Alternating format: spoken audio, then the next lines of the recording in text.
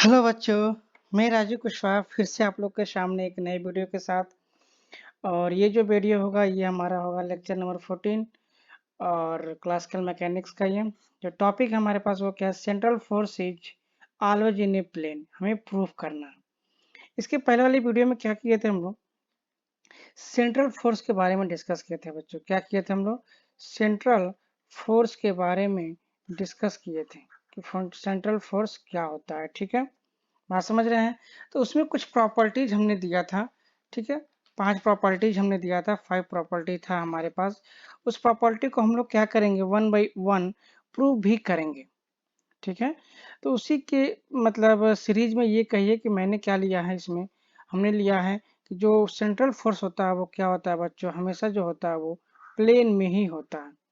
क्या होता है, प्लेन में। ठीक है, उसी को क्या करेंगे हम लोग, प्रूफ करेंगे। तो थोड़ा सा उसका आइए ओवरव्यू हम लोग देखते हैं। सबसे पहले तो हम बात कर लें कि सेंट्रल फोर्स क्या होता है। बच्चों हमने कहा था, ठीक है, कि ऐसा कोई फोर्स, इस तरह का फोर्स जो क्या हो, एक फिक्स पॉइंट से क्या हो, अवे हो या फिक्स पॉइंट के टुवर्ड्स हो, इस तरह का जो फोर्स होता है उसको हम लोग क्या बोलते हैं, सेंट्रल फोर्स बोलते हैं। ठीक है, फिर से मैं बोल रहा हूँ, इस तरह का फोर्स या इस टाइप का फोर्स जो एक फिक्स पॉइंट की तरफ या टुवर्ड्स फिक्स पॉइंट लगता हो या away from the fix point लगता हो, उस तरह के फोर्स को क्या करता है, कहते हैं हम लोग सेंट्री सॉरी सेंट्रल फोर्स। ठीक है, जैसे कि इसमें क्या होता है, मेरा सेंट्रीपिटल फोर्स होता है एक, और एक होता है सेंट्रीफ्यूगल फोर्स।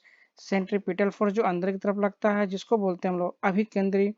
ठीक है, सेंट्रीफ्यूगल फोर्स जो होता है हमारा अपकेंद्री, जो बाहर की तरफ लगता है। ठीक है, तो इस तरह की जो फोर्सेज होती हैं सेंट्रल फोर्स के अंदर कौन कौन सी बातें हमने किया था, ग्रेविटेशनल फोर्स होते हैं, इलेक्ट्रोस्टैटिक्स फोर्स होता है, मैग्नेटोस्टैटिक्स फोर्स होता है और स्प्रिंग मास वाला फोर्स होता है। इस तरह से हमने एग्जांपल दिया था। ओके, चलिए अब हम लोग क्या करेंगे, थोड़ा सा और इसमें ओवरव्यू देंगे। जैसे सपोज करिए कि हमारे पास ये कोई प्लेन है, सपोज करिए एक्स वाई, ये हमारे पास हो गया एक्स, ये हो गया वाई, ये हो गया जेड।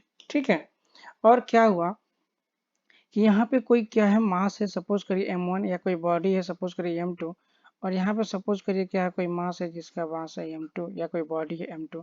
अगर इन दोनों को हम लोग पॉइंट से जोड़ें, एक लाइन से जोड़ें, तो क्या हो जाएगा, ये जो दोनों के बीच का जो डिस्टेंस होगा उसको हम लोग आर वेक्टर से कह सकते हैं। ठीक है, तो इसके बीच में जो हमारे पास सेंट्रल फोर्स लगेगा या जो ग्रेविटेशनल फोर्स लगेगा बच्चों, उसको हम लोग क्या कह सकते हैं, पढ़े हुए हम लोग एफ इक्वल टू क्या होता है बच्चों, जी m1 m2 upon R square. ठीक है, यही यही चीजें हम लोग क्या कर सकते हैं, चार्ज में भी बात कर सकते हैं, चार्ज में भी बातें कर सकते हैं हम लोग। ठीक है, सपोज करिए क्या है, यहाँ पे एक चार्ज रखा गया है और फिर यहाँ पे भी क्या है, एक चार्ज रखा गया है। ठीक है, और दोनों के बीच की जो दूरी होगी क्या बच्चों, आर। अब देखिए ये फोर्स इस पे भी लग सकता है बच्चों। ठीक है, ये फोर्स क्या, इस मास पे, जैसे मान लीजिए m1 है, ये m2 है, तो इसका नाम भी अगर हम देना चाहें क्या, तो फोर्स किस पे लग रहा है बच्चों का, सपोज करिए ये वाला फोर्स अगर चला गया इस पे, तो मैं इसका नोटेशन देता हूँ F21। अगर ये फोर्स जाता है तो ये F1 पे लगता है, तो मैं इसका नाम देता हूँ F12। तो इस तरह से भी इसका नेम हम लोग कर सकते हैं डमी इंडेक्स लगा करके। ठीक है, ये सब चीज़ें मतलब बस बता रहा हूँ, थोड़ा सा बेसिक चीज़ें कैसे कैसे चाहिए, इसका कोई बहुत बड़ा वो नहीं है, बस आपको ये कि थोड़ा समझने में हेल्प करेगा, थोड़ा सा व्यू आपका क्या हो जाएगा, क्लियर हो जाएगा। सपोज करिए यहाँ Q1 रखा गया है, यहाँ पे Q2 रखा गया है, ये हमारे पास क्या हो गया बच्चों, एक्स वाई और जेड प्लेन हो गया। ठीक है, बात समझ में आ रहा है, ये क्या हमारे पास आर हो गया। तो इसका फोर्स हम लोग कैसे निकाल सकते थे, हम लोग फोर्स इसका ऐसे निकालते थे, एफ के Q1 Q2 upon are square. ठीक है, इतनी बातें समझ में आ गई। चलिए आगे बढ़ते हैं। अब चूंकि हमें ये देखना है कि सेंट्रल फोर्स क्या होता है, हमेशा प्लेन में ही होता है। तो बच्चों अगर मैं इसी मास को, ध्यान दीजिएगा, इसलिए मैंने आपको ये बताया था कि थोड़ा सा मैं उससे लिंक कर सकूं आपको आसानी से समझने के लिए। सपोज करिए कि मैं इसी के मास इसी इसी की बात करता हूँ। सपोज करिए ये हमारे पास क्या हो गया बच्चों, सन, और ये क्या हो गया हमारे पास बच्चों, अर्थ। ठीक है, अब देखिए ये जो अर्थ है ये क्या कर रहा है बच्चों, ऐसे रोटेट कर रहा है। ध्यान दीजिएगा, ये कैसे रोटेट कर रहा है, ऐसे रोटेट कर रहा है। ठीक, तो इस तरह से मैंने जो डायग्राम बनाया अभी मैंने, ऐसे रोटेट कर रहा है, इससे आप क्या समझ रहे हो, इससे आप क्या पता कर पा रहे हो बच्चों। देखिए अगर इसको ध्यान से देखेंगे आप, कि जो आपका वाई एक्सिस है बच्चों ना, आप कुछ मत करो, सिंपल सा एक कॉपी, जो आप कॉपी लिए उस पर खुद ही पेन कॉपी उठाओ। ठीक है, और उस पर ड्रा करो। अगर ये सपोज करिए मेरा मास m1 है, ये मेरा मास m2 है, ये मेरा अर्थ हो गया, तो आप इसको ऐसे ड्रा कर लो, ठीक है। तो बच्चों ये बताइए कि ये अगर मेरा x है and this is the y and this is the z, तो ये जो एक्सिस आप बनाओगे, ये जो एक्सिस बनाओगे वो कंसीडर कर लो क्या, कोई ना कोई तो एक एक्सिस आपको कंसीडर करना ही पड़ेगा ना, कि जो आपके कॉपी पे जब पेन को आप खड़ा रखोगे तो परपेंडिकुलर होगा, चाहे वो आप y लीजिए या आप z लीजिए। मीन्स कोई ना कोई ये वाला एक्सिस तो बेटा देखिए, दो एक्सिस तो आप कॉपी बना लोगे, x और y कॉपी बना लोगे, बट z क्या करोगे बच्चों, परपेंडिकुलर करोगे कि नहीं करोगे बताओ। जेड क्या करोगे, इस पॉइंट पे आप क्या करोगे, पेन को खड़ा रख दोगे, कहोगे सर ये जेड है, क्योंकि सारे के सारे 90 डिग्री होनी चाहिए, म्यूचुअली परपेंडिकुलर 90 डिग्री होनी चाहिए। तो जब आप इस एक्सिस को, किसी भी एक एक्सिस को क्या करिए, कॉपी पे पेन को खड़ा रख के वही एक्सिस मान लीजिए। तो जब आप मानने के बाद जब ध्यान से देखेंगे, तो ये जो प्लेन होगा बच्चों ना, ये प्लेन आपको दिखाई देगा किसी एक, मतलब किसी दो प्लेन, मतलब दो एक्सिस के बीच में, जैसे y या z प्लेन में हो सकता है, इसके जब दो प्लेन मिल जाएंगे तो हम प्लेन बोलेंगे, या तो ये इसमें हो सकता है, ठीक है। अगर z को आप ऊपर कंसीडर करेंगे तो एक्स वाई प्लेन में हो सकता है।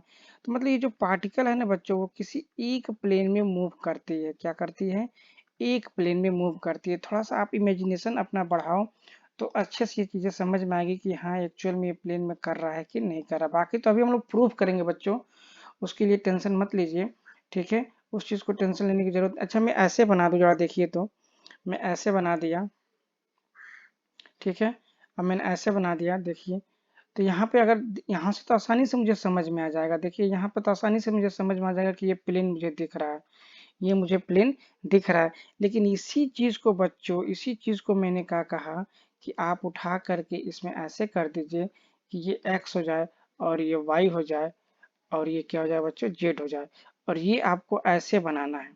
जब ऐसे बनाएंगे बच्चों, तो ये वाली जो एक्सिस है, ये y वाली एक्सिस बच्चों, वो y वाली एक्सिस आपको जो है कॉपी पे ऐसे पेन रख दीजिए खड़ा, कॉपी पे क्या करिए, यहाँ पेन खड़ा रखिए, वो वाला एक्सिस है। तो जब ये देखेंगे तो आपको दिखेगा कि ये आपके कॉपी पे बना हुआ है, मतलब जो कॉपी का जो प्लेन है, कॉपी तो आपको प्लेन है, बात समझ रहे, कॉपी तो आपका प्लेन है क्या, ऐसे। अब मैं इसको ऐसे समझा सकता हूँ कि ये मेरा एक्स हो गया, ये मेरा जेड हो गया, और जो वाई होगा बच्चों ऊपर हो गया, ऊपर परपेंडिकुलर।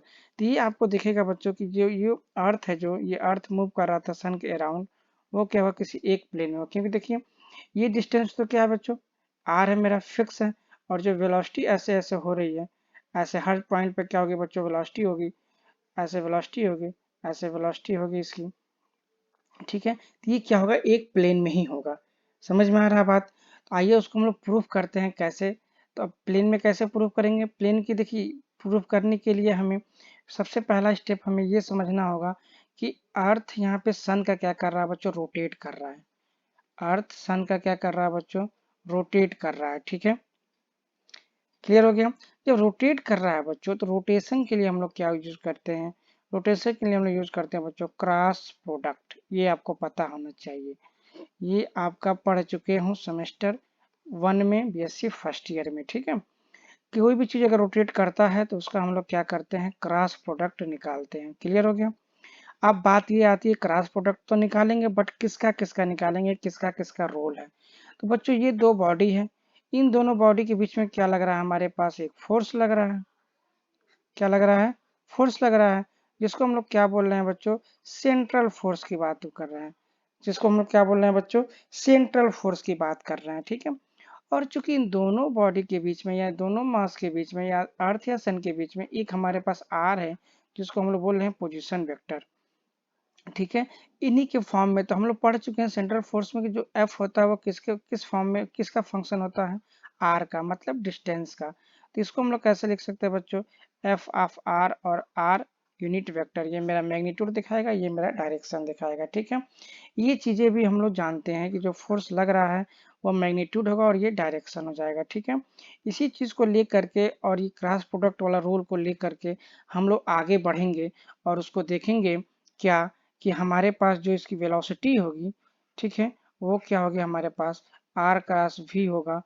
ये हमारे पास दो वेक्टर हो गया, वेक्टर आर और वेक्टर वी, और एक क्या मिलेगा हमें, कांस्टेंट मिलेगा। और आपको पता है हमने पढ़ रखा है क्या, वेक्टर प्रोडक्ट बच्चों, क्या पढ़ रखा है, वेक्टर प्रोडक्ट। फिर से मैं रिमाइंड करा दूँ आपको, डॉट प्रोडक्ट और वेक्टर प्रोडक्ट क्या होता है, सॉरी स्केलर प्रोडक्ट और वेक्टर प्रोडक्ट। वेक्टर प्रोडक्ट को ही बच्चों हम लोग क्या बोलते हैं, क्रॉस प्रोडक्ट बोलते हैं। क्या बोलते हैं, क्रॉस प्रोडक्ट। ठीक है, एक्चुअली क्रॉस प्रोडक्ट क्या होता है, तो हमें दो वेक्टरों का बच्चों इस तरह से मल्टीप्लाई कराना होता है कि हमें क्या मिले, एक वेक्टर क्वांटिटी मिले। और जो वेक्टर क्वांटिटी मिलता है तो उसका जो मैग्नीट्यूड हो गया प्लस डायरेक्शन भी हो गया। डायरेक्शन जो होता है बच्चों वो परपेंडिकुलर होता है। क्या होता है बच्चों, perpendicular to the plane, to the plane, ध्यान रखिएगा। तो यहाँ पे जो मेरा वाई एक्सिस है बच्चों ना, यही मेरे प्लेन के परपेंडिकुलर बनेगा। जो आपके कॉपी पे पेन को खड़ा करके रखोगे, जो एक्सिस मिल रहा है मेरा बच्चों, वाई एक्सिस हमारे हिसाब से मिल रहा है। अगर आप एक्सिस को चेंज करोगे तो आपको कोई भी एक्सिस मिल जाएगा। ठीक है, उसी को लेके हम लोग क्या करेंगे, इन सारी बातों को ध्यान में रखिएगा। यही सारी बातें को लेकर के हम लोग आगे इस प्रूफ करेंगे। इसको क्लियर हो गया। आइए हम लोग सीधे पॉइंट पे आते हैं। अब चलिए देखिए, अब हमने क्या कहा कि motion of a particle under central force is always in a plane. ठीक है, मतलब अगर सपोज करिए ये हमारे पास क्या हो गया सन, और ये हमारे पास क्या हो गया बच्चों अर्थ। ठीक है, ये जो रोटेट हो रहा है बच्चों, ये जो रोटेशन हो रहा है, ये जो रोटेशन हो रहा है बच्चों, किस में हो रहा है बच्चों, प्लेन में। वो प्लेन कोई भी हो सकता है बच्चों, एक्स वाई प्लेन हो सकता है, ठीक है, वाई जेड प्लेन हो सकता है, या जेड एक्स प्लेन हो सकता है। बस हमें प्लेन होने का जो कंडीशन होता है बच्चों वो क्या होता है, आर वेक्टर, दो वेक्टरों का क्रॉस प्रोडक्ट जो होना चाहिए बच्चों, वो क्या होगा हमारे पास, कांस्टेंट होगा। ठीक है, क्लियर हो गया। और जो डायरेक्शन होगा बच्चों, डायरेक्शन वो परपेंडिकुलर होगा। इतनी बातों को क्या करिए आप ध्यान में रखिएगा, और फिर आगे हम लोग क्या करेंगे, डेरिवेशन को प्रोसीड करते हैं। क्लियर हो गया, चलिए तब हम लोग स्टार्ट करते हैं, सीधे टॉपिक पे आते हैं। ठीक है, इतनी चीज़ें बतानी जरूरी थी बच्चों। देखो केवल डायरेक्ट मैं चीज़ें समझा दूंगा तो वो नहीं समझ में आ पाता है, थोड़ा समस्या होता है। ठीक है, चलिए तो मैं यहाँ एक लाइन लिख देता हूँ, क्या, वी वी नो डैट, क्या हम लोग जानते हैं, वी नो डैट कि we know that central force, जो सेंट्रल फोर्स होता है बच्चों, central force F vector of R equal to क्या होता है हमारे पास, एफ आर और आर कैप। इतना हो गया हमारे पास, कोई दिक्कत नहीं। चलिए यहाँ पे हो गया क्लियर। अब यहाँ पे लिखते हैं सिंस, नहीं सिंस नहीं लिखते हैं, ठीक है, मैं यहाँ पे लिख देता हूँ if body, if body rotate, if if if body rotate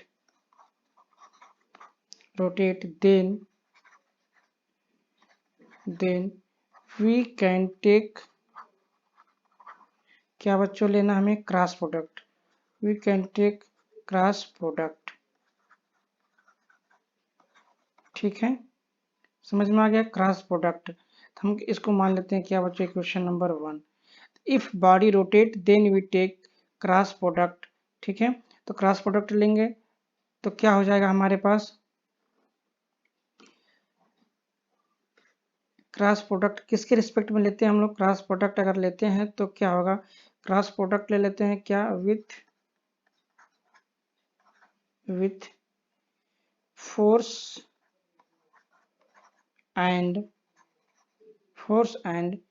distance. Force यहाँ पे मैं लिख देता है, यहाँ पे एफ, एंड डिस्टेंस हमारे पास क्या हो जाएगा आर।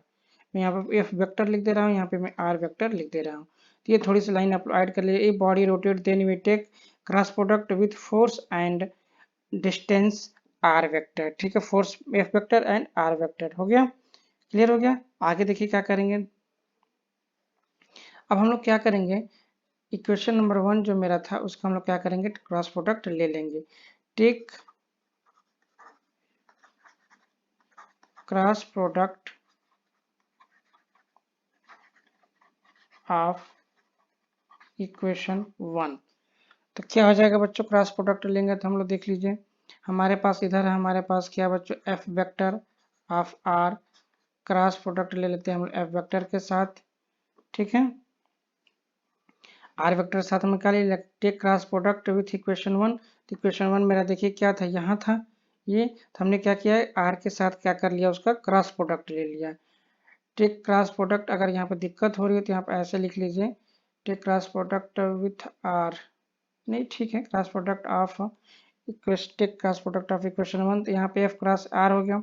अब जो मेरे पास ये वैल्यू थी वो क्या थी हमारे पास, एफ ऑफ आर, और क्या था बच्चों हमारे पास आर कैप।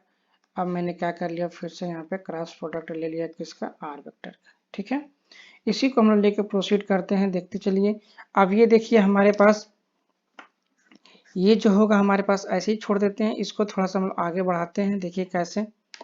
ये अगर हम लोग क्या करेंगे, इस वाले के साथ इस दोनों के साथ क्या करते हैं, प्रोडक्ट निकालने की कोशिश करें, तो क्या हो जाएगा, ये आर कैप को अगर हम लोग बदल दें, देखिए सबसे पहले मैं आर कैप को बदल दूं, ये आर कैप बराबर क्या होता है बच्चों, vector R upon mod of R. तो मैं यहाँ पर ऐसे लिख सकता हूँ, F of R into R vector upon mod R, और यहाँ पे मैं लिख सकता हूँ बच्चों क्या, क्रॉस आर वेक्टर, ठीक है। अब f और इसको मैं एक साथ कर लेता हूँ क्या, f ऑफ r, और ये हो जाएगा हमारे पास मॉड r, ये हो जाएगा बच्चों वेक्टर r, ठीक है। अब मैं ये ब्रैकेट बंद रखता हूँ, फिर यहाँ पे मैं कर दूंगा क्या, r वेक्टर, ठीक है। अब देखिए क्या होगा, अब चूंकि r क्या है बच्चों, फिक्स है, यह भी मेरा सेंट्रल फोर्स है, अगर r फिक्स होगा तो ये भी फिक्स होगा, तो ये हमारे पास क्या हो जाएगा, ऐसे हम लोग इसको लिख सकते हैं, r vector upon mod r, और इसको हम लोग क्या कर लेंगे, R vector cross R vector. Clear हो गया। अब हमें पता है क्या बच्चों कि I cap cross I cap क्या होता है, zero, J cap cross J cap क्या होता है बच्चों, जीरो, ठीक है। के कैप क्रॉस के कैप क्या होता है बच्चों, जीरो। ये सारी चीजें हमको पता है, तो अगर मैं यहाँ पे एक नया नाम दे दूँ, vector A cross vector A बराबर क्या हो जाएगा, जीरो। अगर मैं ऐसे दे दूँ vector R cross vector R बराबर, तो क्या हो जाएगा, जीरो। क्लियर हो गया। इट मीन्स क्या हो गया बच्चों, ये सारा का सारा टर्म क्या हो जाएगा बच्चों मेरे पास, जीरो। मीन्स एफ, ये जो वैल्यू है ये आर बटे मॉड आर इंटू जीरो अगर हो जाएगा, तो ये सारे के सारी वैल्यू क्या हो गई हमारे पास, जीरो हो गई। अब ये वैल्यू जीरो होगी तो मैं इसको फिर से यहाँ पे लिख लेता हूँ क्या, F vector of R cross R vector, ठीक है। क्लियर हो गया। इस चीज को मैं यहाँ पे लिख लेता हूँ। आइए नेक्स्ट पेज पे देखते हैं क्या होता है। अब देखिए क्या करना है हमें, हमें पता है क्या, मैं एक बार और लिख दूं, मैं ऐसे लिख दे रहा हूँ थोड़ा सा, आर वेक्टर क्रॉस एम, आगे पीछे लिख दीजिए कोई दिक्कत नहीं है, ठीक है, D square R vector upon D T square बराबर जीरो। अब ये कहाँ से आ गया बच्चों, हमें पता है क्या, एफ बराबर क्या होता है बच्चों, एम इंटू ए, ठीक है। एम हो गया, ए बराबर क्या हो जाएगा बच्चों, डी स्क्वायर आर बटे डी टी स्क्वायर। ये पता है ना, ये सारी चीजें हमको, वहां से मैं क्या कर सकता हूँ, ये वाली वैल्यू यहाँ पे लेके आ सकता हूँ, ठीक है। अब यहाँ पे हम इसको क्या कर सकते हैं, ऐसे लिख लेंगे, तो इसको भी हम लोग फिर ऐसे लिख सकते हैं अगेन, आर क्रॉस एम तो क्या होता है, फिक्स क्वांटिटी होती है, तो ये तो जीरो हो नहीं सकता बच्चों, तो D square R vector upon D T square बराबर जीरो। क्यों हमने एम को हटा दिया बच्चों, एम यहाँ पे क्या हो जाएगा बच्चों, नॉट इक्वल टू जीरो, ये क्वांटिटी जीरो हो सकती है, ठीक है। अब देखिए, अब यहीं पे एक ट्रिक है, क्या बस ध्यान देना, मैं एक लाइन लिख रहा हूँ बच्चों, उसको ध्यान से देखिएगा। मैं इसको इस तरह से लिख सकता हूँ क्या, डी अपान डी टी आर क्रॉस, ठीक है, D R vector upon D T, ठीक है बच्चों, ये ऐसे लिख दिया मैंने, बराबर जीरो कर दिया। अब आप सोच रहे होंगे कि ये लाइन इससे कैसे आ गया, तो इसको लाने के लिए मैं यहीं पे एक ब्रैकेट बनाता हूँ, आप इसको कॉपी पे नोट मत करिएगा, आप बस इसको समझ लीजिए कैसे बच्चों। देखो अब मैं क्या करूंगा, इस लाइन से मैं ये लाइन लाने की कोशिश करूंगा, अगर इस लाइन से ये लाइन आ गया, मतलब ये लाइन क्या है बच्चों, सही है। तो देखिए बच्चों ये क्या है, डिफरेंशिएशन है डी अपान डी टी, और यहाँ पे दो फंक्शन, मतलब दो आपका फंक्शन दिया गया है, एक आर है एक D R upon D T. ठीक है, जैसे पढ़ते हैं ना, 2 का जैसे u d/dt u into we पढ़ते हैं ना, दो प्रोडक्ट हो, प्रोडक्टों का डिफ्रेंसिएशन कैसे करते हैं बच्चों, पहले का डिफ्रेंसिएशन दूसरा ऐसे ही छोड़ देते हैं, प्लस दूसरे का डिफ्रेंसिएशन पहला ऐसे ही छोड़ देते हैं। उसी तरह से अगर हम लोग करते हैं, देखिए पहले का मैं डिफ्रेंसिएशन कर दे रहा हूँ क्या, डी आर बटे डी टी, ठीक है, क्लियर हो गया। और चूंकि यहाँ पे क्रॉस प्रोडक्ट है तो मैं यहाँ पे क्रॉस प्रोडक्ट लगा करके इस वाले वैल्यू को एज इट इज छोड़ दूंगा, ठीक, क्लियर हो गया।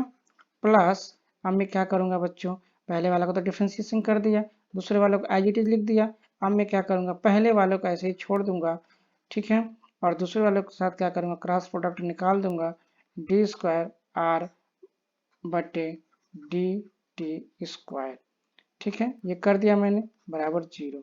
अब देखिए बच्चों, ये जो दोनों हैं बच्चों, ये देखिए क्या हो जाएगा, D R vector upon D T cross D R vector upon D T, ये वैल्यू हो जाएगा 0। कैसे, ये भी एक वेक्टर क्वांटिटी है तो इसको जस्ट लाइक ऐसे ट्रीट करिए, ए वेक्टर क्रॉस और ये हमारे पास ए वेक्टर क्रॉस बराबर 0, ठीक है, मतलब सेम वैल्यू है बच्चों, वेक्टर क्वांटिटी है, सेम वैल्यू को क्या किया हमने, क्रॉस प्रोडक्ट निकाला। देखिए सेम वैल्यू क्रॉस प्रोडक्ट जब भी निकालते हैं हम लोग, आई क्रॉस आई क्या आता है 0, तो ये पूरी की पूरी वैल्यू क्या हो जाएगी बच्चों, उसी प्रॉपर्टी से उसी कॉन्सेप्ट से क्या हो जाएगा 0। अब क्या बचेगा मेरे पास, R vector cross D square R बटे डी टी स्क्वायर, जो कि ये वैल्यू है, मतलब ये वाली वैल्यू मेरी क्या है बच्चों, सही है, क्लियर हो गया, क्लियर है ना, कोई दिक्कत। तो इसी चीज़ को बताने के लिए मैंने आपको ये सारी चीज़ें बताना पड़ा, ताकि आपको चीज़ें समझ में आए। ये लिखने का मोटिव मैं इसको इरेज कर दे रहा हूँ, ठीक है, इसको लिखने का मोटिव क्या था कि आपको चीज़ें समझ में आए यहाँ पे, ठीक है ना, क्लियर हो गया। तो मतलब ये लाइन इस लाइन से कैसे आया वो चीज़ आपको समझ में आ गई, ठीक है। इसका लिखने का तरीका हमको थोड़ा सा चेंज करना था, इसी फॉर्मेट में मुझे चाहिए, इसीलिए हम लोगों ने बदला। आप मैथ में भी सारी चीज़ें किए होंगे, कोई दिक्कत नहीं है, ठीक है। अब देख लीजिए, अब आपको पता है कि ये वाली जो वैल्यू हमारे पास है, ये वाली वैल्यू, ठीक है, ये हमारे पास जो वैल्यू आ गई, ये 0 हो गया। अब ये 0 हो गया तो इससे हम लोग क्या कर सकते हैं बच्चों, कि ये जो वैल्यू, अब किसी भी डिफ्रेंसिएशन का पता है आपको, कि जब किसी भी, मैं यहाँ पे कर दे रहा हूँ, अगर डिफ्रेंसिएशन कर रहे हैं बच्चों किसी कांस्टेंट वैल्यू को, सपोज करिए ए इज द कांस्टेंट, तो क्या आता है बच्चों, 0 आता है ना। इसका मतलब कि ये जो वैल्यू होगी बच्चों वो क्या होगी, कांस्टेंट होगा, मतलब किसी कांस्टेंट का डिफ्रेंसिएशन क्या होता है, 0 आया है, इसका मतलब ये वैल्यू कांस्टेंट है। तो मैं यहाँ पे लिख लूंगा क्या, R vector cross D R बटे D T equal to constant, इसको वैल्यू दे दूंगा मैं सी, क्लियर है, कोई दिक्कत हो गया ना। किसी भी कांस्टेंट का जब डिफरेंशिएशन करते हैं बच्चों तो क्या मिलता है, 0, तो ये वैल्यू कांस्टेंट हो जाएगा, इसको मैं रिप्रेजेंट कर दे रहा हूँ किससे, सी से, क्लियर हो गया बच्चों।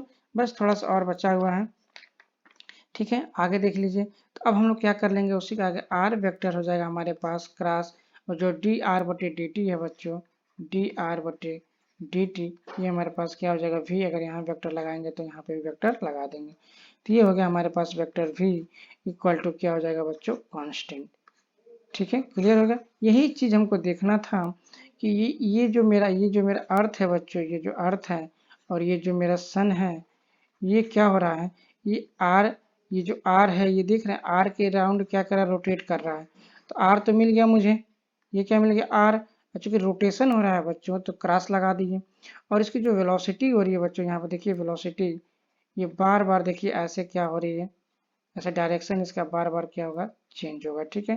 तो इसका मतलब ये होगा कि जो आर क्रॉस वेक्टर का जो कांस्टेंट आ गई वैल्यू, ठीक है, ये जो एक प्लेन का रिप्रेजेंट करता है, क्या रिप्रेजेंट करता है, प्लेन को, ये भी आपको जानना जरूरी है, नहीं तो कहोगे सर इसका मतलब क्या हो गया। इसका मतलब यही हुआ बच्चों कि जब दो वेक्टरों का क्या करते हैं हम लोग, क्रॉस प्रोडक्ट निकालते हैं, ठीक है, जो वैल्यू आती है, ठीक, इसका जो डायरेक्शन होता है वो 90 डिग्री पे होता है इसका परपेंडिकुलर, और ये जो मोशन होता है बच्चों ये प्लेन में ही होता है, ठीक है, क्लियर हो गया। तो ये हमने क्या कर लिया, उसको प्रूव कर लिया। इसमें कुछ शब्द लिखने हैं जो आपको लिख लेने पड़ेंगे, थोड़ा नीचे अच्छा रहेगा लिखने से, लिख लीजिए, ठीक है। इसको मैं यहाँ पर अगर बहुत ज़्यादा आपको दिक्कत हो रही है तो मैं यहाँ पर ऐसे कर सकता हूँ, वेक्टर लगा सकता हूँ, वेक्टर कांस्टेंट, तो मैं यहाँ पे लिख भी देता हूँ क्या, आइए देखते हैं vector constant C is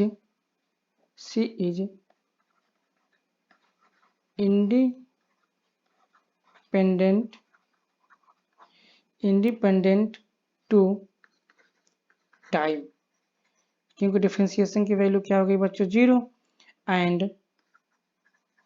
and vector C is, वही मैंने जो बताया आपको, वेक्टर C इज क्या है बच्चों परपेंडिकुलर, मैं पूरा नहीं लिख रहा हूँ, मैं ऐसे बना दे रहा हूँ बच्चों, perpendicular to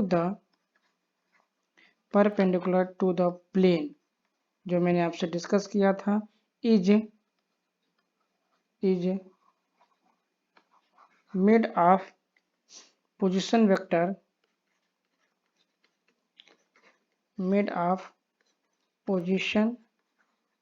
vector r vector and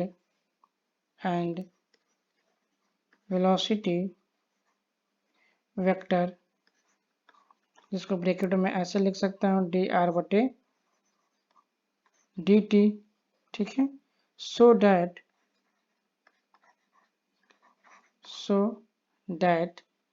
motion of particle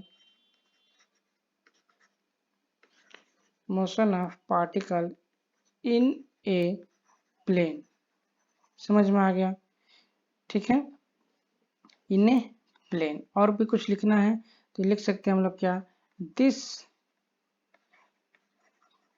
plane is immovable, IMOVABLE,